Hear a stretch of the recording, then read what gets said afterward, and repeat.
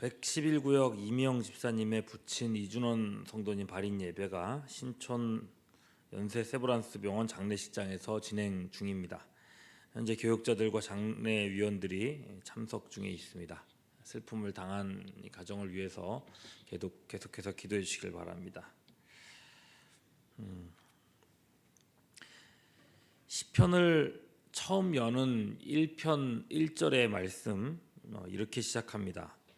복 있는 사람은 악인들의 꾀를 따르지 아니하며 죄인들의 길에 서지 아니하며 오만한 자들의 자리에 앉지 아니하고, 그리고 2절에 보면 오직 여호와의 율법을 즐거워하여 그의 율법을 주야로 묵상하는도다. 악에서 떠나서 하나님의 말씀을 묵상하는 자, 이런 사람이 복 있는 사람이라 하는 겁니다. 여기서 주목해야 될 것은 이 악에서 떠나 율법을 묵상하는 것입니다. 죄악에 머무른 채 말씀의 은혜를 기대하거나 또는 그저 악에서 떠나는 것만으로 만족하는 것, 그 둘 다 하나님 앞에서는 무의미하다는 것입니다. 특히나 하나님의 말씀을 묵상한다 하면서도 여전히 죄악 가운데 머무르는 것을 두 마음을 품는다라고 말합니다. 그리고 113절을 보시죠. 내가 두 마음 품는 자들을 미워하고 주의 법을 사랑하나이다. 시인은 주의 법을 사랑하는데 두 마음을 품는 데서 떠남으로써 주의 말씀을 사랑한다라고 고백합니다. 마태복음 6장 24절 말씀이에요. 한 사람이 두 주인을 섬기지 못할 것이니 혹 이를 미워하고 저를 사랑하거나 혹 이를 중히 여기고 저를 경히 여김이라. 너희가 하나님과 재물을 겸하여 섬기지 못하느니라. 신명기 4장 24절 같은 말씀에서 하나님은 질투하는 하나님이라 했습니다. 아내가 자신 외에 다른 남자를 사랑하거나 그 반대도 마찬가지죠. 자식이 옆집의 아저씨를 아버지라고 부르거나, 여러분 이런 것들이 용납될 수 있겠습니까? 하나님은 우리의 남편이 되어주셨고 또한 우리의 아버지가 되어주셨습니다. 이 일을 위해서 하나님은 독생하신 아들 예수님을 죽기까지 하셨습니다. 그렇게 우리를 사랑하셨습니다. 그리고 그만큼 또한 우리에게 사랑을 요구하십니다. 십계명의 제1계명 너는 나 외에 다른 신들을 내게 있게 말지니라. 하나님과 우상을 겸하여 섬기지 못합니다. 하나님보다 더 사랑하는 무엇이든지 그것은 우상이 됩니다. 두 마음을 품는 건 그래서 작은 죄가 아닙니다. 야고보서 4장 8절 하나님을 가까이 하라 그리하면 너희를 가까이 하시리라. 죄인들아 손을 깨끗이 하라. 두 마음을 품은 자들아 마음을 성결케 하라. 야고보서 1장 7절 8절 이런 사람은 무엇이든지 주께 얻기를 생각하지 말라. 두 마음을 품어 모든 일에 정함이 없는 자로다. 시편 12편 2절 그들이 이웃에게 각기 거짓을 말하며 아첨하는 입술과 두 마음으로 말하는도다. 하나님 앞에서 두 마음을 품는 것이 얼마나 신앙생활에 또는 자기 인생에 손해되는 일인지 모릅니다. 오늘 아침에 과연 내가 한결같은 마음으로 하나님을 사랑하고 있는가? 혹 하나님보다 더 사랑하고 섬기는 것이 있지는 않은가? 자신을 점검하는 시간이 될 수 있기를 바랍니다. 그리고 오늘 시인이 그랬던 것처럼 이 길에서 벗어나서 말씀을 사랑하는 길로 나아가실 수 있기를 바랍니다. 아무리 바빠도 아무리 정신없이 살아가야 해도 성경이 읽는 일을 포기해서는 안 됩니다. 오히려 바쁘고 정신이 없고 중요한 일들이 산적해 있기 때문에 우리는 말씀을 읽어야 합니다. 성경 읽는 일, 하나님의 말씀을 대하는 것이 우선순위에서 밀려 있다면 그 상태가 이미 두 마음 가운데 빠져 있을지도 모른다라고 생각하셔야 된다는 것입니다. 마태복음 4장 4절 예수께서 대답하여 이르시되 기록되었으되 사람이 떡으로만 살 것이 아니요 하나님의 입으로부터 나오는 모든 말씀으로 살 것이라 하였느니라 하시니. 유명한 말씀 아닙니까? 사람이 떡으로만 살 것이 아니라 했습니다. 이 말은 떡이 필요 없다는 말이 아니죠. 사람이 살기 위해서는 음식이 반드시 필요합니다. 우리식으로 말하자면 밥을 먹어야 삽니다. 사람이 떡으로만 살 것이 아니다 하는 이 말씀은 아무리 바쁘고 힘들어도 밥은 먹어야 살 수 있는 걸 우리가 아는 것처럼 아무리 바쁘고 힘들어도 하나님의 말씀은 읽어야 한다는 것입니다. 말씀을 밥 먹듯이 봐야 한다는 거예요. 시인의 고백이 바로 이런 것입니다. 두 마음을 품는 자들을 떠나 주의 법을 사랑했습니다. 제가 이제 청년부를 담당하면서 올해 들어서서 청년들이 성경을 읽게 해야겠다라고 하는 생각을 많이 했습니다. 이 말씀이 없는 신앙이라면 아무리 젊음이 좋고 또 똑똑한 사람들이라도 세상 속에서 무기력해질 수밖에 없습니다. 그래서 이번 주부터 우리 청년들은 신약 성경 읽기 훈련에 들어갔습니다. 어떻게든 신약 성경은 일독시켜 보려고 하고 있습니다. 그렇게 말씀에 한 발을 내디뎌 보게 하려는 것입니다. 우리 모두도 마찬가지예요. 말씀 없는 신앙은 이 두 마음의 오류에 빠지기 쉽습니다. 시간 없음, 바쁨 또는 중요한 일들, 피곤함, 그 모든 이유들을 일단 2순위로 내려놓으시길 바랍니다. 우리가 아무리 바쁘고 힘들어도 식사를 한다면 하나님의 말씀도 그렇게 대해 보시기를 바랍니다. 오늘 말씀의 시인은 그렇게 철저하게 하나님의 말씀에 집중하고 있습니다.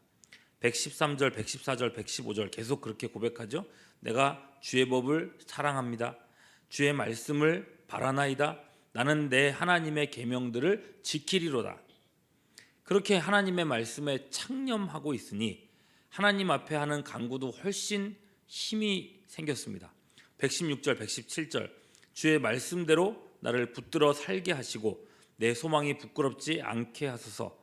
나를 붙드소서. 그리하면 내가 구원을 얻고 주의 율례들이 항상 주의하리이다. 여러분 이 말씀을 보십시오. 평소에 하나님의 법을 사랑하고 바라고 지키는 사람입니다. 하나님 보시기에 이미 너무 귀한 사람이죠. 그런 사람이 하나님 앞에 요청합니다. 나를 붙들어 살게 해주십시오. 기도를 응답해 주십시오. 내 인생을 붙들어 주십시오. 그리하면 내가 더욱 주의 율례에 항상 주의할 수 있겠습니다. 이미 성실하게 하나님의 말씀을 붙드는 사람이니 더욱 그 말씀 안에 살 수 있도록 그 인생을 붙들어 주시지 않겠느냐 하는 것입니다. 여러분 평소 생활에 말씀이 중시되지 않는 사람들을 생각해 보십시오. 항상 그렇게 생각하지 않습니까? 시간이 좀 나면 내가 말씀을 읽어볼 텐데, 내가 이 문제만 해결되면 성경 공부라도 좀 해볼 텐데. 근데 여러분 그렇게 되겠습니까? 사탄이 마귀가 우리를 그렇게 놔두겠습니까? 원래도 성경 안 읽는 사람이 문제가 해결되면 안 읽던 성경을 읽게 될까요? 하나님은요 만홀히 여기시는 분이 아니라 했습니다. 118절 보시죠. 주의 율례들에서 떠나는 자는 주께서 다 멸시하셨으니 그들의 속임수는 허무함이니이다. 속임수는 허무하다. 하나님은 인생에게 속으시는 분이 아닙니다. 참으로 말씀 안에 사는 사람들을 더욱 말씀 안에 거하게 하시려고 하나님은 그들의 삶 속에서 역사하시는 것입니다. 결국 중요한 건 우리가 말씀 읽기를 시작해야겠다는 것입니다. 여러분 청년들한테도 똑같은 얘기를 했어요. 이 성경은 내 성경입니다 라고 할 때 우리가 성경책을 손에 들고 고백하지 않습니까? 우리가 손에 들고 있는 성경책을 펼치고 읽어나가는 하나님의 말씀을 대하는 우리가 될 수 있기를 바랍니다. 우리의 시야가 하루속히 열려야 됩니다.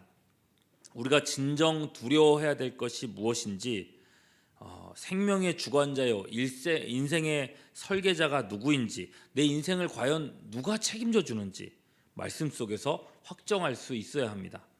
오늘 시인을 보시면요 120절 내 육체가 주를 두려워함으로 떨며 또 주의 심판을 두려워하나이다.